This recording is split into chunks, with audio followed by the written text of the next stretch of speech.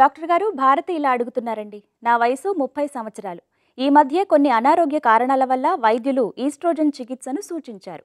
అయితే ఈ తరహా చికిత్స వల్ల ఎన్నో ఇతర సమస్యలు వస్తాయని ఎక్కడో చదివాను.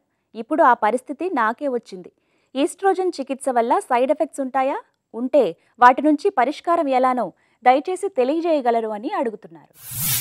యూజువల్గా ప్రతి లేడీకి 13 ఇయర్స్ నుంచి 45 to 50 ఇయర్స్ వరకు ఈ అండాశయాలు అనేవి పనిచేస్తాయండి. ఈ అండాశయాలు పనిచేసే వరకే ఆ ఉమెన్కి ఆ బాడీలో ఫీమేల్ హార్మోన్స్ అనేవి సరైన మోతాదులో పనిచేస్తాయి. ఎప్పుడైతే 45 ఇయర్స్ రాకుండానే ముందే ఈ ఓవరీస్ కనుక వర్క్ చేయడం మానేస్తే కనుక పలానా స్త్రీలలో ఈ హార్మోన్ వాల్యూ అనేది బాగా తగ్గిపోతుంది అనమాట. సో ఈ హార్మోన్స్ అన్నది నేచర్ దేవుడు ఎట్లా సృష్టించాడంటే ప్రతి లేడీకి 50 ఇయర్స్ వరకు అవసరము. ఈ హార్మోన్స్ ఎందుకు అవసరం అంటే ఆ లేడీ యొక్క స్కిన్ టెక్స్చర్ కానీ, తన అండం రిలీజ్ అవ్వడానికి, ప్రెగ్నెన్సీ రావడానికి, తన బోన్స్ స్ట్రాంగ్గా ఉండడానికి, తన హెయిర్ బాగుండడానికి, ఇవన్నిటికీ కూడా ఆ ఫీమేల్ హార్మోన్ అన్నది it will help that lady. So నేచర్లో ఆ బాడీకి 50 ఇయర్స్ వరకు ఉండాల్సిన హార్మోన్స్ ఒకవేళ 50 ఇయర్స్ రాకుండానే అర్లీగా 40 ఇయర్స్ లోపలే కనుక ఓవరీస్ వర్క్ చేయడం మానేస్తే దాన్ని మనం ప్రిమెచ్యూర్ ఓవేరియన్ ఫెయిల్యూర్ అంటాం.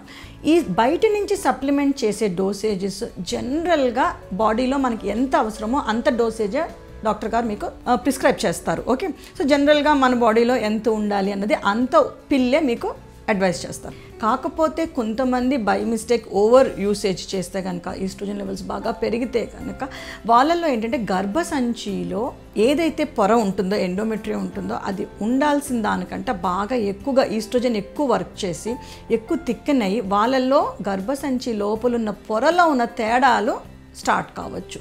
హైపర్ప్లేసియా అంటాం. హైపర్ప్లేసియాస్ అలా ట్రీట్ సరిగ్గా చేసుకోకుండా ఇంకా మీరు ఈస్ట్రోజన్ కనుక కంటిన్యూస్గా తీసుకుంటూ కంటిన్యూ చేస్తే కనుక గర్భసంచిలో క్యాన్సర్ వచ్చే అవకాశం పెరుగుతుందన్నమాట.